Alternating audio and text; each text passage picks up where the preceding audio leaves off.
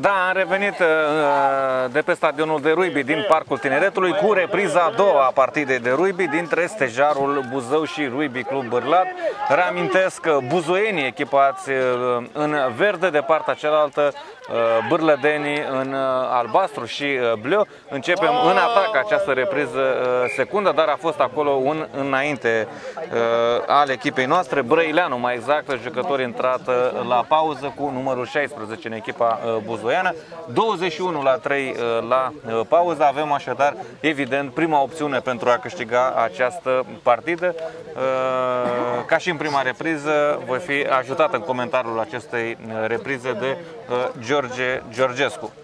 Bine v-am regăsit în repriza a doua. Poate vă întrebați de ce am făcut noi înainte și este grămadă pentru noi. A fost, de fapt, prima greșeală a echipei din Bârlad înainte, s-a lăsat avantajul, echipa noastră n-a profitat și observăm cum Pet cu George s-a apropiat destul de periculos de zona de țintă adversă, dar n-a reușit să-l culce. Bine trimis de urmărire acolo de Teodor Nițu, overtura echipei noastre. Un meci foarte bun făcut astăzi de Teodor Nițu, trebuie să remarcăm acest lucru. Poate dacă în meciurile precedente l-am mai ciupit pe aici, pe acolo, de asta dată, iată, să fim corecți și să lăudăm prestația. Într-adevăr, o prestație foarte bună, de fapt o prestație bună a întregii echipe, da? În ansamblu, dacă ați fost, și de fapt sunteți atenți, mingea de rugby este destul de poznașă, da? Sare acolo unde îi se pare că e mai bine. Ăsta este și motivul pentru care Pet cu George n-a reușit să prindă acea minge trimisă foarte bine de către overtura noastră.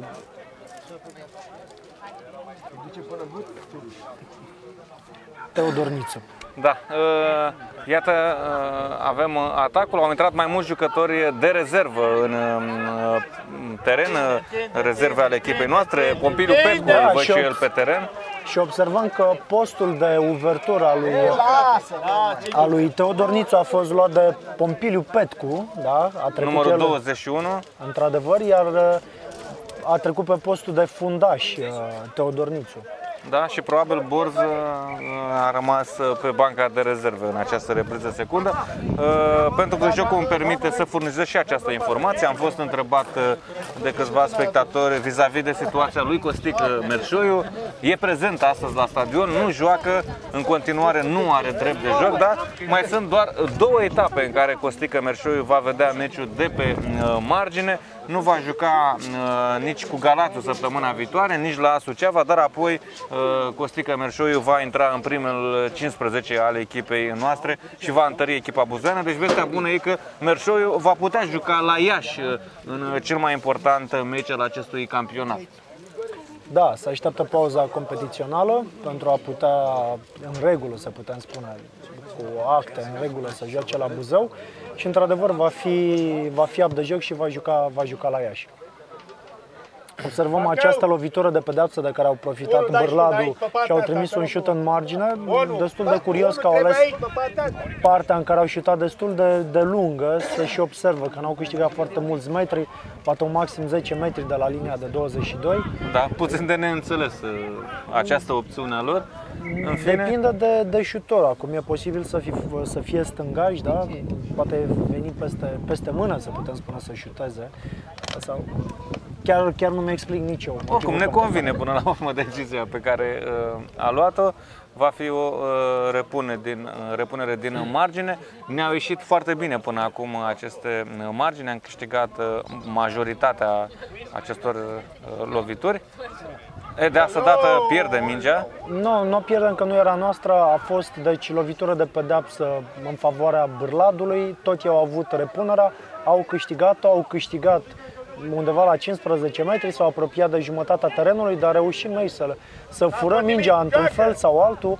Am văzut un șut al lui Pet cu George, mingea foarte lung șutată, Teodor Nițu o prinde cu calm, cu multă siguranță. Palcău șutează o minge înaltă, da? Gen lumânare, cum se cheamă, și tot el era aproape să o prindă, a scăpat-o, să dea avantaj Bârladului. Atacă, se creează o grămadă spontană, dar în acea grămadă spontană din dorința de a juca, de a da viteză jocului, Mingea a fost scăpată la rândul lor de către jucătorii bârlădeni. Da, și certația Și să revină la prima greșeală, se acordă grămadă cu introducere bârlădeană. Da, certat Palcău de antrenorul echipei noastre, Eduard Suciu. Nu i-a convenit soluția tehnică aleasă de Palcău cu acea lumânare trimisă. Probabil ar fi preferat antrenorul, nu știu, o minge în margine sau un balon trimis în adâncime. Bine, acum aveam foarte mulți jucători, jucători de-ai noștri se aflau în offside, ar fi fost greu să-i pună în joc. După cum ați auzit foarte bine, Adrian Dima a blocat acel atac bârlădean, iar Costică Dima a chemat foarte bine jucătorii la ordine și cheamă foarte bine la ordine. Da, au intrat mai multe rezerve, George, la echipa noastră. E de așteptat undeva o ușoară scădere în evoluția echipei noastre. Rămâne să vedem. Nu neapărat. S-a lucrat foarte mult în antrenamente ca și rezervele să ajungă la același nivel cu titularii de drept. Observăm că, într-adevăr, meciul e aici, adică se păstrează istoricul primei reprize, și anume atacuri atât din partea noastră cât și a echipei bârlădene, dar pierdem introducerea. Am introdus noi balonul în grămadă, cu toate că am reușit să împingem puțin, în talonaj s-a greșit. Iată, de asta dată Palcău s-a conformat și a trimis mingea adânc în terenul advers. Da, avea toți colegii în jumătate, aveam în preajmă și atunci se putea urca foarte simplu, da, în linie, să dai presiune. Dar când ai foarte mulți colegi în față, e foarte greu, da, să șutezi un șut de urmărire. Oricare dintre ei ar fi tentat, da, să ducă pe balon, să fie în offside. Și acum ați văzut, mingea șutată de către jucătorii Bârladului a ajuns în terenul nostru de țintă, ceea ce a dat posibilitatea lui Palcău să culce mingea în propriul nostru teren și avem introducere din zona de 22, de pe linia de 22.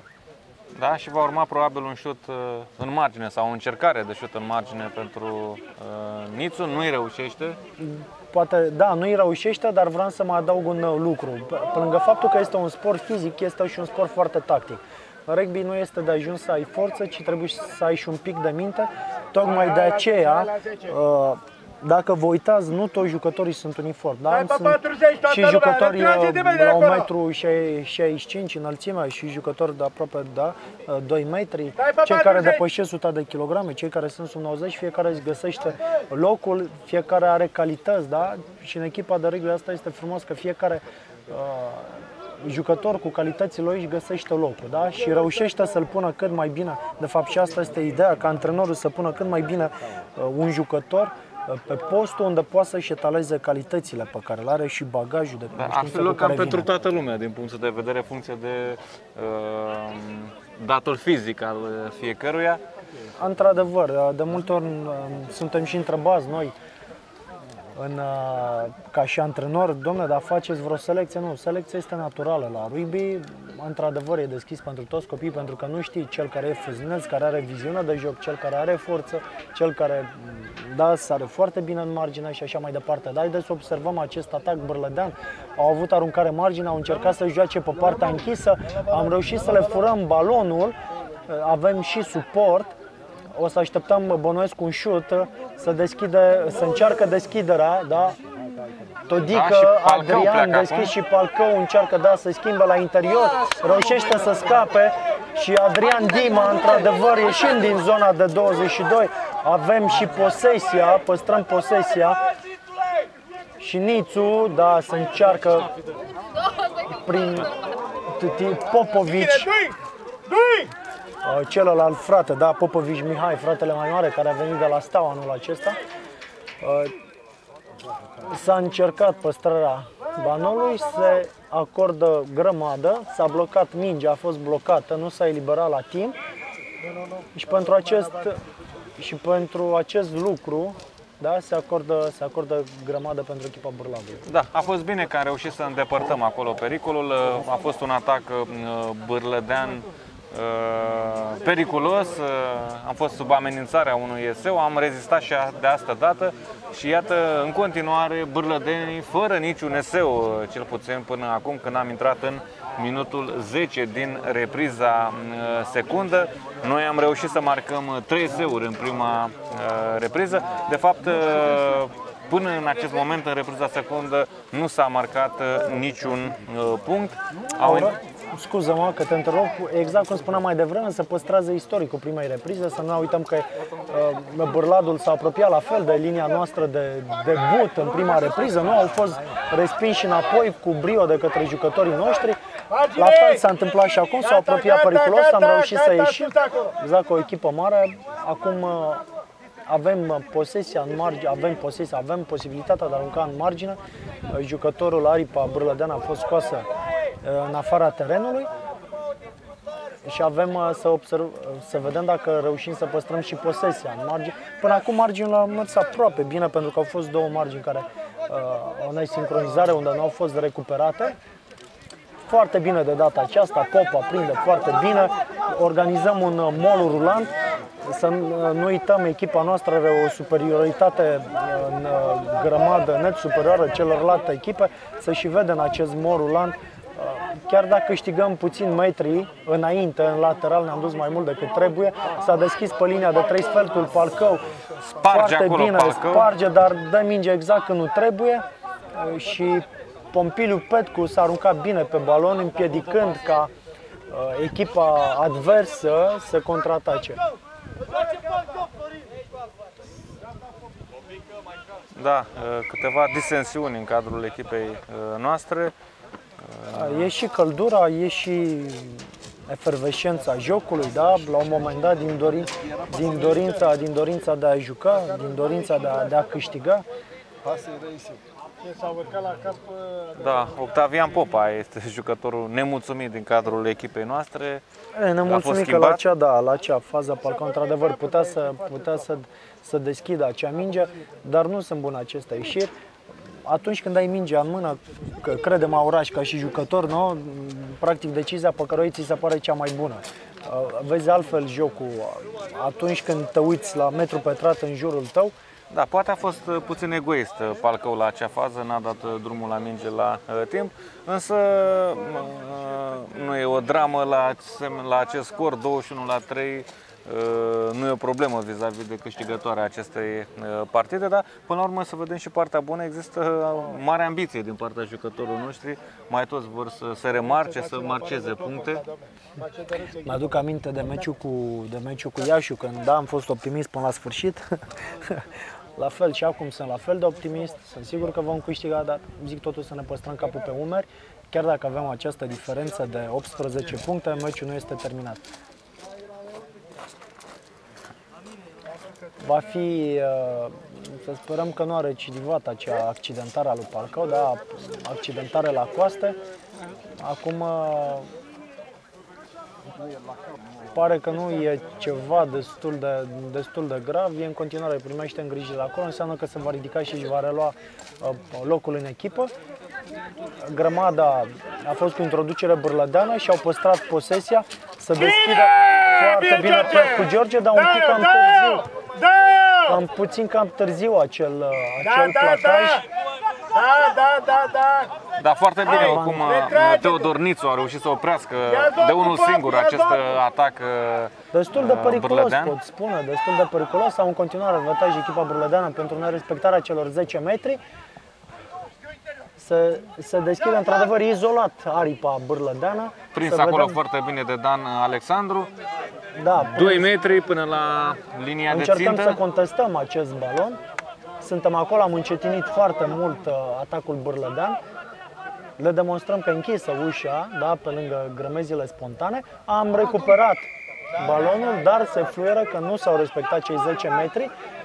Să ne uităm, să fim atenți pe linia de 3 sferturi, se va încerca rapid deschiderea, într-adevăr, e cum am spus. Să vedem dacă nu a placat foarte bine de Popovici Mihai. Se creează o grămadă spontană. Posesie, avem posesie. Foarte bine Pet cu George. Să vedem dacă mingea găsește marginea. Da, găsește marginea. Da, am Cred că scăpat n-a cu fost bine. pe placul lui, pentru că i-ar fi plăcut să fie un balon de urmărire. Petcur George, un jucător de viteză, chiar dacă are 35 de ani, este un jucător care denotă multă voință, viteză și ați văzut câtă determinare la acel placaj, da? Exact ce vorbeam mai devreme. Nu este un jucător foarte înalt și cu o greutate impresionantă, dar are o tehnică de invidiat. O margine strâmbă, dar arbitrul revine și acordă lovitură de pedeapsă pentru echipa Bârladului. Se consideră o obstrucție în margine, a fost împiedicat atunci când a sărit sau a coborât jucătorul, da, din ascensor. Grămadă spontană pe linia de 22. Nu se intervine, se încearcă, da, e închisă ușa pe aici, să vedem dacă le și arătăm acest lucru. Da, parcă o arătat închisă, reușim să recuperăm. Da, și să remarcăm totuși, George, acest lucru. Iată, în repriza secundă, echipa din Bârlad e cea care are mai mult inițiativă, are mai mult posesia. Bârlădenii sunt cei care se apropie mai periculos de terenul de țintă advers. Da, s-a apropiat Primož Martin, după cum ați auzit, impactul acela care s-a auzit. Și iată, primul eseu, într-adevăr, primul eseu al echipei bârlădene. Meritau și ei, să spunem, această reușită. Foarte bine a pătruns acolo în margine, pe aripă și scorul devine 21-8. Să vedem dacă, da, 21-8 în momentul de față, mai au posibilitatea să șuteze la buturi, dacă transformă să face 21-10, dacă nu va rămâne. Eu aștept răspunsul echipei noastre, da, la această acțiune, să demonstrăm că, într-adevăr, chiar dacă s-au făcut anumite înlocuiri, echipa noastră totuși își păstrează caracterul, își păstrează atitudinea. Ți-am spus, George, că totuși e o mică diferență, să nu zic mică, mare diferență între primul 15, între titulari și rezerve. E drept că și avantajul de pe tabelă poate să-i determine pe jucătorii echipei noastre să nu tureze la maximum motoarele, dar atare această transformare a Bârladului și scorul rămâne 21-8 pentru Stejarul Buzău. Da, într-adevăr, ai avut gura aurită și a rămas 21-8 scorul. Ne bucurăm că a rămas atât. Se va efectua și o altă schimbare în cadrul echipei noastre. Da, îl văd pe Palcău și pe Sergiu Buzea părăsind terenul. E drept, e normal până la urmă să fie încercați toți jucătorii pe parcursul acestui meci. Într-adevăr, dacă nu au meciuri, nu poate să crească în valoare. Într-adevăr, să ajungi, pentru că se pot întâmpla în cadrul campionatului accidentări la jucători importanți, accidentări care au un rol de spus în echipă și atunci e bine ca și rezervele să crească în valoare.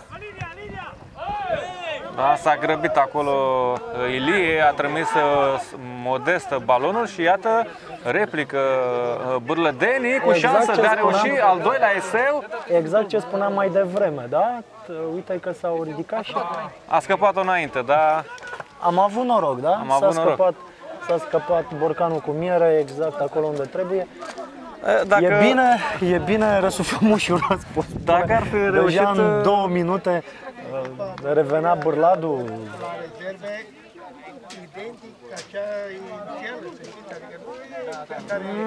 Nu prea se vede lucrul ăsta. Nu prea se vede lucrul ăsta. Iată, în repriza secundă, cum spuneam puțin mai devreme, bârlădenii au fost cei care au controlat jocul. Iată, au reușit să marcheze un eseu. De 2 ori am scăpat așa la mustață, cum a fost puțin mai devreme. Și e un moment dificil pentru echipa noastră. Bine, ideea e exact cum spunea Oraș, da, s-au făcut schimbări, dar exact cum spuneam, am văzut în antrenament pe colegii mei, s-a încercat ridicarea, da, valorii și rezervelor, să păstrezi calitatea meciului.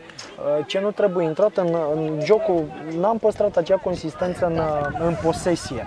Această bâlbâială a demiului DML, dacă nu s-ar fi lăsat mingea, n-a fost o sincronizare între el și Costică Dima, dacă ar fi vorbit cine prinde mingea, nu ar fi lăsat-o să se plângă așa de mult pe teren, fără să dai posibilitatea echipei adverse să urce, da? Să-ți dea acea presiune. nici el n-ar fi bâlbuit acel șut, da? Să nu uităm că a fost un șut de 10 metri, nu mai mult, chiar dacă a fost înalt.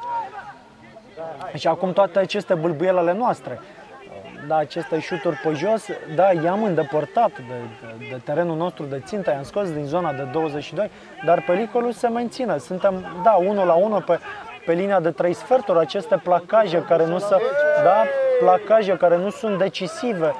Acum nu știu, și placaje date de jucători titulari.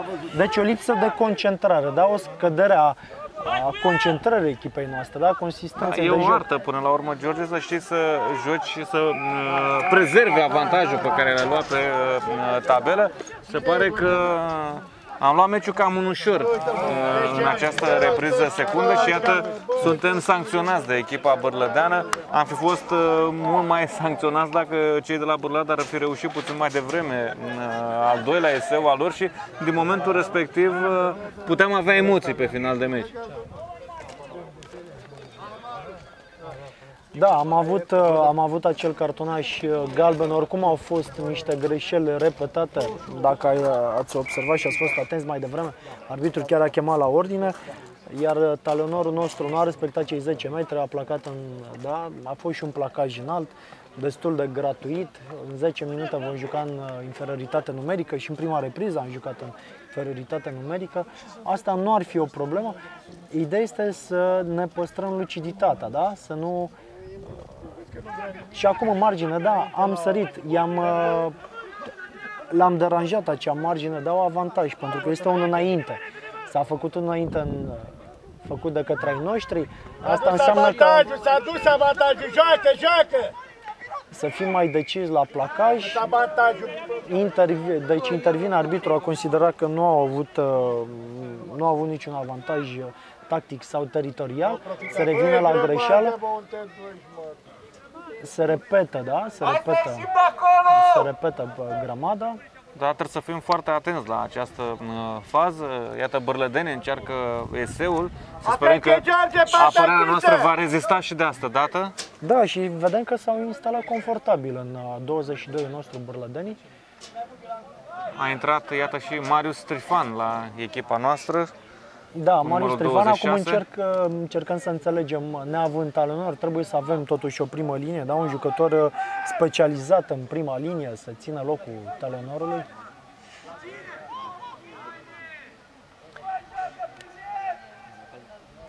Și da, a trecut Pilier, Trifan, a ieșit Mihai Popovici, a ieșit afară, tocmai pentru a respecta numărul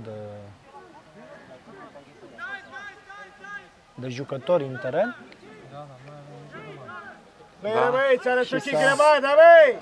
S-a rotit mai mult de 90 de grade grămada. Iată, da, chiar au scos ne și întrebam, Mauraș, ne întrebam aici de ce n-a fluierat arbitrul această învârtire a grămezii. Da, foarte bine, Nițu, foarte bine, a fost atins balonul totuși de către jucătorul bârlădean, păstrăm posesia, suntem acolo. Haideți să observăm, domnii spectatori, pot să vă spun că și pe mine câteodată mă cuprinde febra, da? Febra meciului, rămân surprins de fază, încerc să înțeleg ce se întâmplă, să vă transmit cât mai corect informațiile, poate și unghiul nu permite. Da, și să vedem care e decizia arbitrală la această fază. Avem grămadă cu introducere buzoiană, pentru că am fost în avansament, da? Am menținut posesia, am avansat cu mingea în acea grămadă spontană și atunci avem introducere. Acum mă uit cum suntem poziționați, să vedem dacă vom șuta cât mai departe sau vom încerca pe linia de 3 sferturi, da? Să atacăm. Eu consider că vom beneficia de un șut. Da. De data aceasta, surprinzător arbitrul, chiar dacă s-a învârtit grămada, s-a învârtit, posesia este pentru Bârlad, să și vede dorința lor de a juca, da? Au considerat că e lovitură de pedapsă, dar nu, s-a învârtit grămada, trebuie să acum, ori să împingem, ori să recuperăm, ori să... Ceva trebuie cred că să sunt facem. 10 minute, George, de când n-am reușit să ieșim din jumătatea noastră de teren. Trăim Și asta ar periculos trebui, această repriză ar secundă. trebui să ne pună un pic pe gânduri. Ori ne apărăm foarte bine, ori echipa bârlădeană nu e destul de matură să înscrie. Iar te-ai dus. Iar l-a oprit acolo, iar a pierdut Înainte, da. mingea, da. Este a treia oară când Bârladu scapă la mingea mustață, a treia oară că- într-adevăr. Asta înseamnă că închidem destul de bine, oferim o poartă destul de îngustă jucătorilor din Bârlad. Vine foarte bine fundașul și închide, da? Închide ultimul om. Dar placajele, pe lângă faptul că sunt date în ultimul moment, sunt date destul de bine. Practic sare mingea Ultimul din mână. placaj Da? e bun, Ultimul placaj e bun, sare mingea din mâini bârlădenilor. Ne place riscul, da, aș putea spune. Da, și dar spune, mi-ar place și fără nici să trăim o vreme, e un să meci fim mai care liniștiți. nu e recomandat cardiecilor suporteri Dacă- ai echipei da. noastre în aceste condiții, pentru că mi-e teamă că un eseu reușit cât mai grabnic de echipa bârlădeană ne va crea mari emoții pe finalul meciului. De asta e bine să prelungim acest meci. Foarte mari emoții. După cum ați văzut, Ia-i balon! Ia-i balon! Și de asta mi-aș dori să... contestăm, arătăm, Da, dăm dovadă de caracter și offside, foarte bine, am contestat acea minge. Jucătorii Bârladului au fost în offside și avem posesie. Acum putem să respirăm, e un moment în care putem să respirăm. După cum observ, da, chiar dacă Bârladul s-a instalat în jumătatea noastră de teren, au reușit doar un singur eseu. Asta înseamnă că, uite, până la urmă, și rezervele ușor și-au intrat în ritm, au intrat în joc. Da? În sfârșit trecem de mijlocul terenului. Trecem de jumătatea terenului și ușor sunt sigur că o să ne instalăm în jumătatea lor de teren. Da. Pe lângă faptul că am intrat în jumătatea lor de teren, avem și posesia. Avem posibilitatea de a arunca în margine. Sperăm să păstrăm și posesia, mai ales că ne-am schimbat și la talonor. Și repet, suntem în inferioritate numerică, doamnelor și domnilor. N-am câștigat această margine, a fost contestată acea margine. Da, am rezistat, iată, fără să primim eseu, cu un om mai puțin. Da, ne apărăm în continuare foarte bine. De asta dată ne apărăm sus și e Da, bine. ne apropiem, vedeți, de zona de 22. Asta e să nu accelereze, pentru că suntem în inferioritate numerică. N-au șanse în fața lui Petcu George acolo. Pe lângă faptul că are viteză foarte tehnic, știe să și placheze și ați văzut în momentul placajului, i-a dat și peste mână jucătorului advers, aripei lui și i-a căzut și mingea. Vedem că a revenit jucătorul nostru eliminat. Primul, da, este Buzea.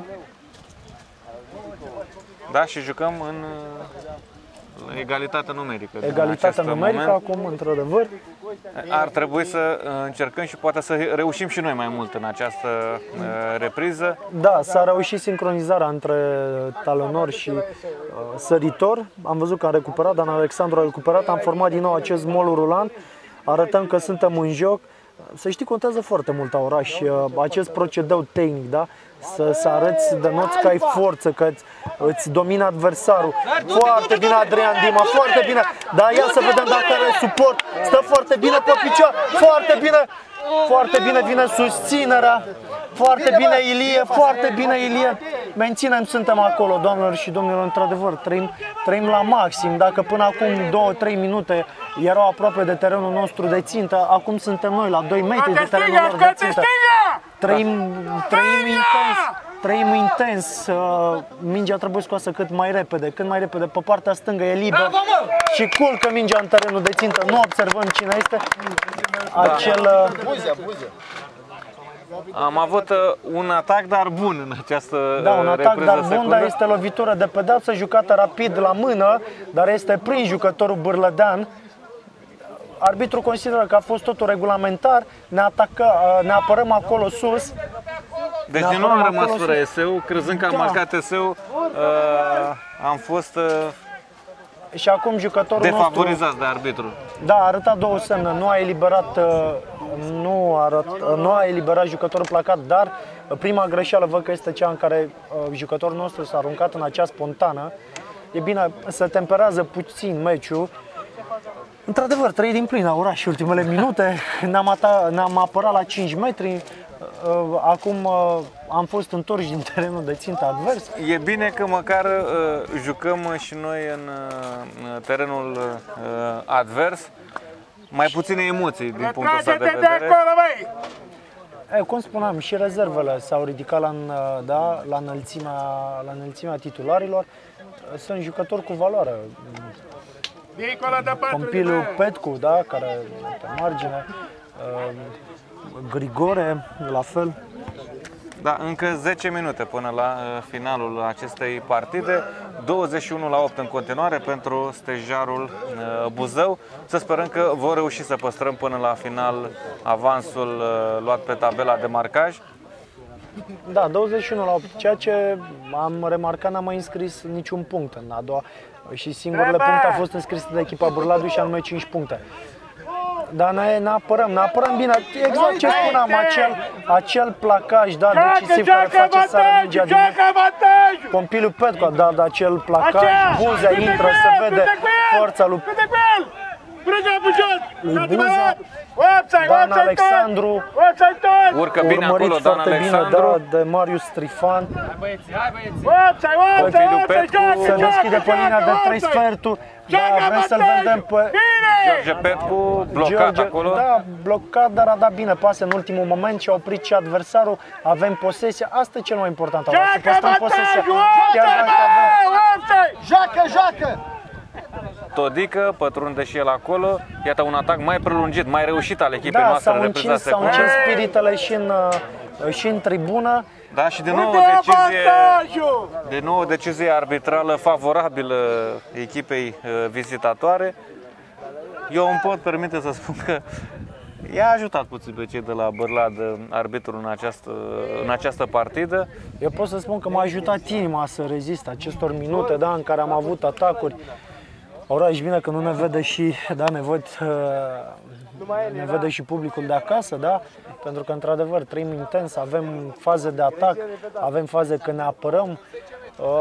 E un meci foarte frumos aici în Parcul Tineretului, cu răsturnări de situație, decizii arbitrale care ne pun un pic pe gânduri, dar asta e, nu suntem acolo, nu putem vedea ce se întâmplă.